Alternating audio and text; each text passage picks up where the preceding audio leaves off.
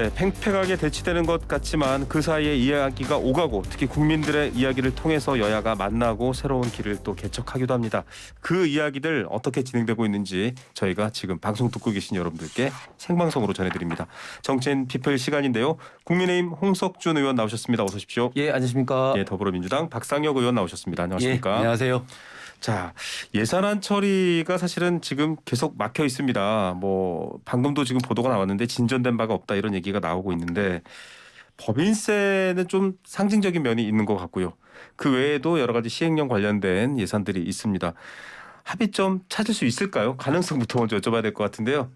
지금 일단은 수가 많은 민주당에 먼저 마이크를 드리겠습니다. 수가 많은 민주당에 먼저 물어볼 게 아니라 네. 집권 여당에게 먼저 물어보셔야 되는 거 아닌가라는 생각이 드는데 네. 뭐 어찌됐든 법정 시한을 이렇게 넘기고 있는 문제에 대해서 여야 뭐 관계없이 네네. 국민들께 송구한 마음이죠. 네. 그럼에도 불구하고 지금 나라의 살림을 책임지고 있고 국가를 책임지고 있는 집권 여당에서 과연 예산안을 처리할 의지가 과연 있는가라고 하는 데 대해서 저희는 굉장히 의구심을 품을 수밖에 없습니다. 네. 뭐 여러 논란이 있었고 그래서 그 국회의장께서 중재안을 내셨는데도 불구하고 저희들은 그 이재명 대표의 표현대로 정말 대승적으로 수용을 했는데 전혀 지금 정부 여당은 이에 대해서 한 발자국도 물러서지 않고 있는 입장입니다. 네. 대통령은 원칙을 지키라고만 얘기하고 네. 그래서 저희 박홍근 대표께서는 아예 그럴 거면 협상을 대통령이 직접 하시라 뭐 이렇게까지 표현할 정도로 과연 지금 과거의 전례를 보더라도 이렇게 집권 여당이 양보하지 않고 독주하고 모든 것을 대통령과 대통령실이 간섭하는 이런 예산 정국이 있었나 하는 데 대해서 저희 민주당으로서는 매우 안타깝게 생각하고요. 국민 여러분들께서도 그런 점들이 굉장히 답답하시리라 믿습니다. 네. 자, 정부 여당이 조금 더 사실은 지금 운전대를 잡고 있잖아요. 조금 더 협상의 태도로 나서서 지금 통과를 해결해야 되는 건 아니냐 이런 이야기들이 많은 것 같아요. 예, 조금 전에 우리 박상현 의원도 말씀하신 것처럼 일단 그 국민 여러분들께 빨리 예산을 통과해서 정말 어려운 내년 경제 상황을 정부가 국민들에게 어떻게 하겠다는 확신도 좀 주고 해야 되는데 그렇지 못함에 대해서 다시 한번 죄송하다는 좀 말씀을 좀 드리고 그런데 지금 좀 전에 앵커께서도 아주 좋은 네. 말씀하셨는데 지금 뭐 눈이 있지만 뭐 밑에는 어떻게 되는지 네. 많이 이제 그 여야 원내 대표 중심으로 지금 이제 논의를 지금 계속 하고 있는 것으로 알고 있습니다. 사실 지금 소위 말해서 이재명표 예산이라 해서 그 네. 지금 지역 화폐라든지 또 그 영세민 관련된 그 주거 문제 이런 부분에 대해서는 저희 당도 굉장히 많이 지금 양보를 해서 지금 네. 이제 의견이 상당히 이제 조율되고 있는 과정인데 남은 문제는 사실 이제 법인세 문제는 이거는 사실 어떻게 보면은 정략적인 문제가 아니라 지금 네. 글로벌 스플라이 체인이 변동되는 과정에서 중국에서 지금 탈출해서 생산 거점을 이동하려고 하는 글로벌 기업을 유치하기 위한 굉장히 중요한 시기이고 네.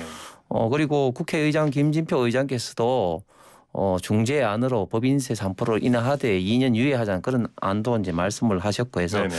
이거를 어떻게 좀 정쟁으로 아직까지 계속 끌고 있다는 것이 저는 좀 납득이 안 가고 그리고 지금 행안부의 경찰국의 문제라든지 그다음에 법무부의 인사검증 이런 문제에 대해서는 이미 지금 현재 기존에 지금 운영이 되고 있는 조직이고 네. 그리고 청와대 민정수석의 많은 문제점에 대해서 일반 어떤 부서가 일반 행정 업무로 함으로써 좀 더 이 행정의 어떤 객관성과 그리고 신뢰성을 담보하기 위한 이런 조치로서 대통령에 어떻게 보면 권한을 좀 내려놓는 이런 것으로 지금 운영이 되고 있는데 이것을 예비비를 하겠다 하는 것은 예비비의 규정에도 맞지가 않습니다. 예비비는 천재지변 등이나 어쩔 수 없이 예측치 못한 상황의 예비비로 쓰는 건데 이런 어떤 기관 운영비 성격의 부처 운영비를 예비비로 쓴다? 이것은 기본적으로 국정의 어떤 기본 원칙과도 맞지 않기 때문에 지금 현재 그 돈은 크게 얼마 안 되지만 이런 문제에 대해서 아직까지 합의를 지금 못 보고 있다. 이런 좀 네. 아쉬운 말씀을 드리겠습니다. 600조가 넘는 예산 중에 사실은 뭐 수억 원 정도 되는 예산입니다. 시행령 예산 이제 윤석열 정책표 예산 이렇게 사실 꼬리표가 붙어 있는데 어떻습니까? 민주당에서는 절대 불가하다 이렇게 보시나요? 이른바 인사정보검증단, 뭐 경찰국 등등등입니다. 예, 지금 인사정보관리단이나 그다음에 경찰국 문제는 기본적으로 윤석열 대통령 표 예산 이런 문제를 떠나서 국회를 무시하는 네. 이 일방적인 행정 독재의 대표적인 상징이라고 저희들은 볼 수밖에 없는 거거든요. 네네. 그렇기 때문에 저희들이 계속적으로 처음 이 문제가 나왔을 때부터 문제를 제기했던 것이고 이번 김진표 국회의장께서 중재안을 내셨을 때 네. 저희들은 그 자체도 굉장히 뭐 받아들이기가 사실은 어려웠습니다. 네. 다른 의원들도 의총에서 그런 의견을 내시는 분들도 많았고요. 그럼에도 불구하고 뭐 일단은 운영은 되고 있기 때문에 네네. 그거는 하되 권위 있는 기관에서 결론이 낼 때까지는 좀 예비비로 하는 방법 이런 네. 부분도 충분히 그 정부 여당에서 수용을 해야 되는데 불구하고 전혀 양보할 생각이 없다라는 거죠. 뭐 네. 이 자리에서 다시 그 인사정보관리단의 문제, 그다음에 경찰국의 본질적인 문제에 대해서 얘기는 하지는 않겠지만 지금 뭐 오늘도 나오지 않았습니까? 김순호 경찰국장이 갑자기 6개월 만에 2단계 승진하고 그 온갖 밀정 의혹이 있는 사람 아니겠습니까? 뭐 이런 경찰을 장악하려고 했던 시도의 이 경찰국 예산 저희들로서는 당연히 민주주의를 지키고 수호하는 차원에서 받아들일 수 없는 거고요. 그다음에 인사정보관리단도 마찬가지로 결국 이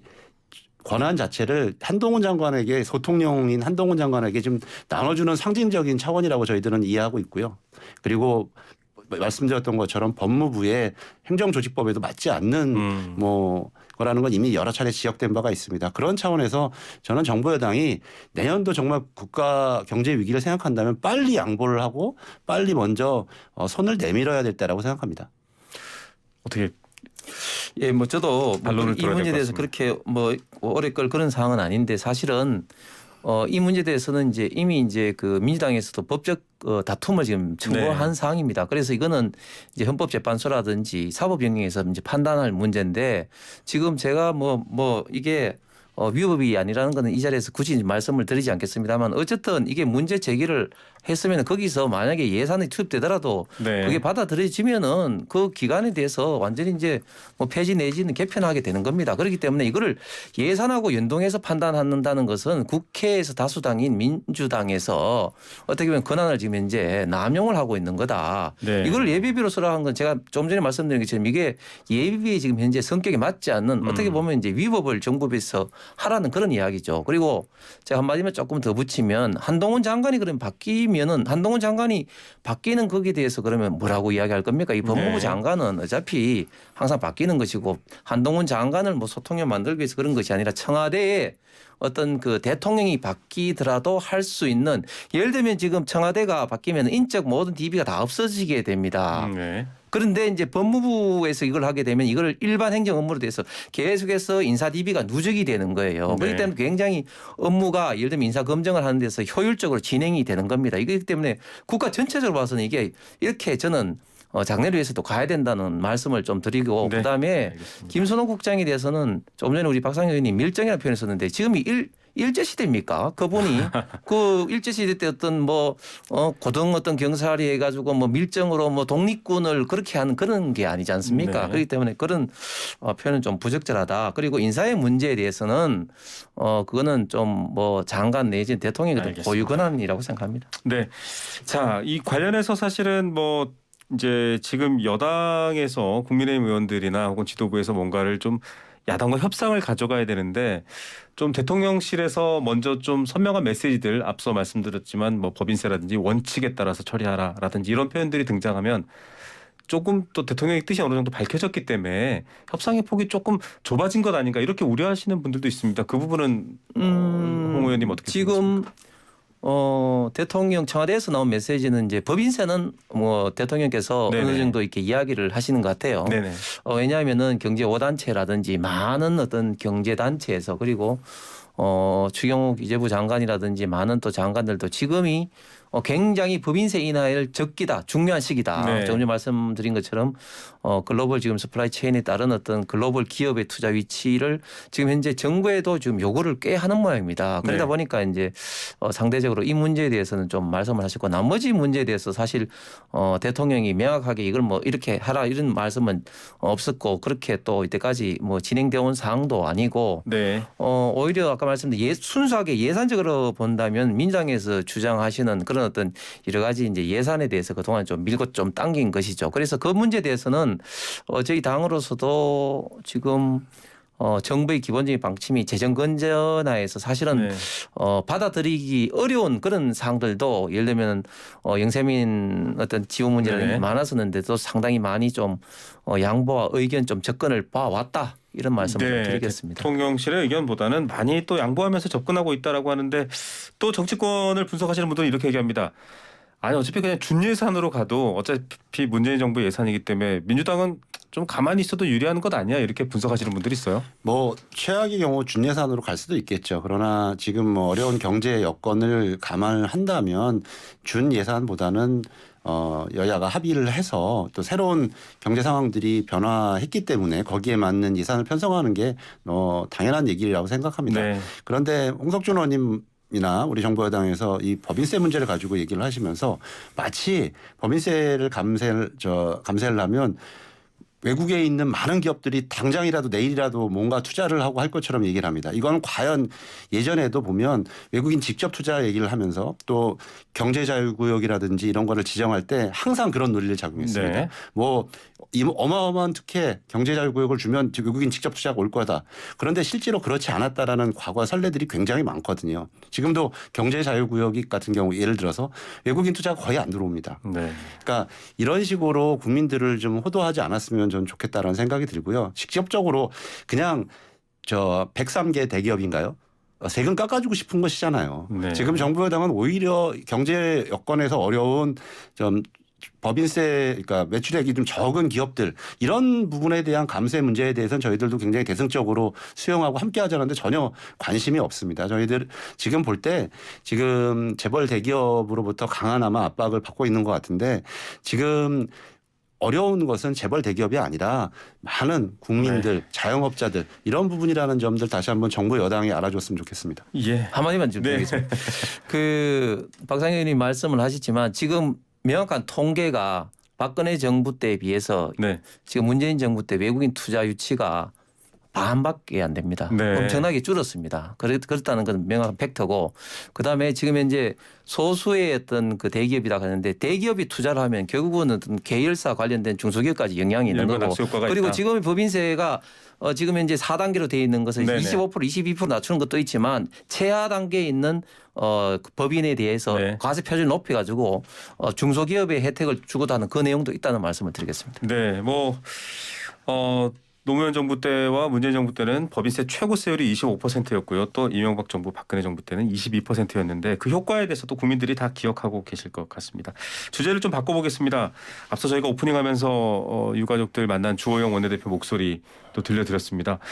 국정조사 복귀하셨어요. 국민의힘에서 결국은 복귀했다 이렇게 나오고 있는데 지금 어떻게 보십니까? 배경이나 결정은?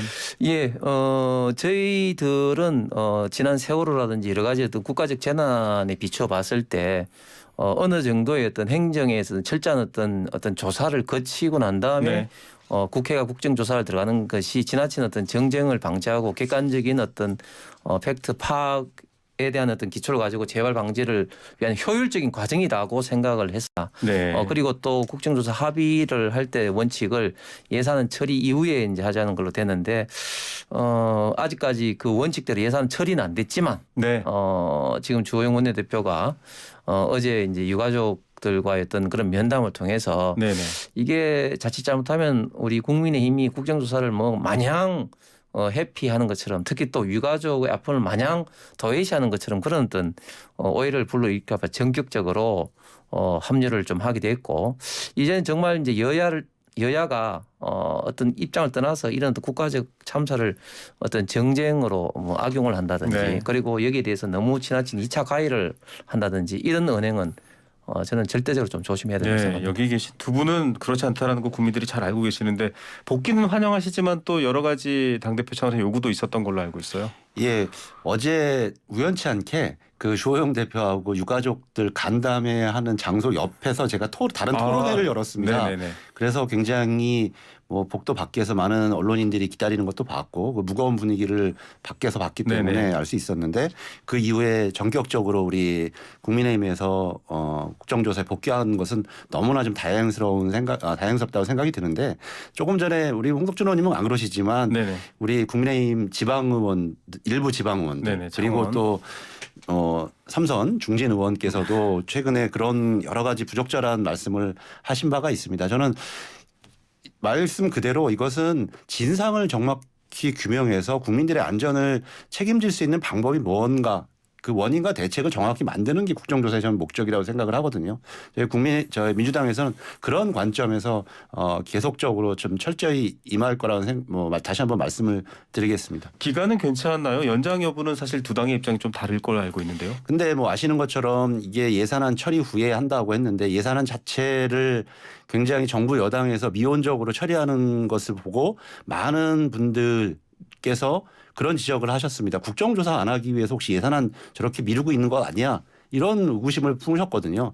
저는 45일을 처음으로 저희들이 합의했던 원칙은 예산안을 정확히 하고 난 다음에 충분한 국정조사 시간이 되리라고 판단을 했었는데 그리고 나서도 연장할 수 있었다 네네. 하겠다라는 그때도 합의를 하지 않았겠습니까? 그래서 지금도 지금 여러 가지 진행된 결과 과정을 볼 때는 연장이 불가피하지 않나. 그리고 유가족께서도 아마 같은 생각이시지 않을까 싶습니다. 국민들도 그렇게 보실 거라고 생각하고요. 네, 홍 의원님 어떻게? 예, 저희들도 합류를 하기로 이제 결정한 이상 지금 또 연말이고 연초고 해서 그렇게 실질적으로 조사할 기간이 그렇게 지금 얼마 남지 않았습니다. 네. 그렇기 때문에 필요하다면 얼마든지 저희들도 뭐 연장을 할 수밖에 없지 않나 예상합니다. 예, 좀 합쳐지는 마음 속에서 국민들이 많이 위로를 받는 것 같은데요. 사실 다른 주제가 민주당 관련 주제입니다만 연결되는 주제여서 이 얘기는 하고 넘어가겠습니다.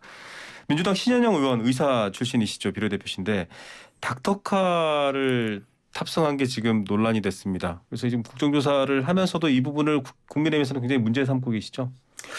뭐 당을 떠나서 같은 동료 의원으로서 이런 불미스러운 일이 된 것에 대해서 국민들께 죄송스러운 말씀을 좀 드리면서 참 국회의원 자리가 저도 초선으로서 와보니까 참 여러 가지로 참 조심해야 된다고 네네. 생각을 다시 한번 하게 되었습니다. 김현영 의원이 의사 출신으로서 네. 당시 참사 현장에 가서 활동을 하는 것을 보고 사실 저도 이제 박수를 쳤고 많은 국민들이 네네. 좋게 평가를 했습니다. 사실 의사 출신들이 국회의원으로서 많지는 않죠. 네. 안철수 의원 같은 경우도 저희 대구에 그 코로나가 초기 때 동산병을 오셔서 네. 봉사하면서 사실은 굉장히 많은 국민들로부터 잘 칭찬을 받으셨죠. 네네.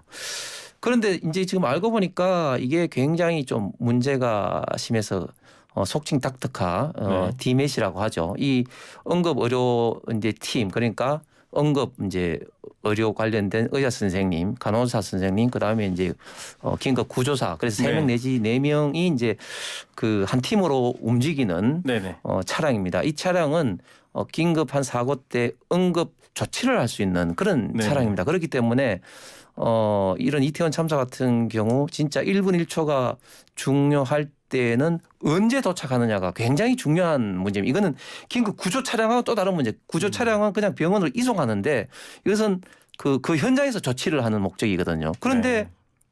신영 의원이 그 차를 타고 또 본인이 과거에 근무했던 명지대 병원을 타고 가서 비슷한 거리에 있는 디맷보다 한 25분에서 30분 늦게 도착을 했다. 네. 그게 지금 문제가 되고 있는데 그런데 그 자체도 이제 문제인데 신영 의원이 지금 이제 그 해명하는 과정에서도 보면은 어디서 탔는지 설명할 의무가 없다고 해서 그것도 해명도 피하고 또 최근에 어제부터는 또 남편하고 이제 같이 네. 이제 동승을 했고 그 현장에서는 또 15분밖에 있지 않으면서 이제 뭐 별 할 일도 없이 해서 또 그 현장을 당할 때는 또 복지부 장관 차를 타고 나가고 그러면 뭐 했느냐 진짜 사진 찍기 위해서 갔느냐 이런 어떤 비판을 받을 수밖에 없는 그런 어떤 상황인데 네.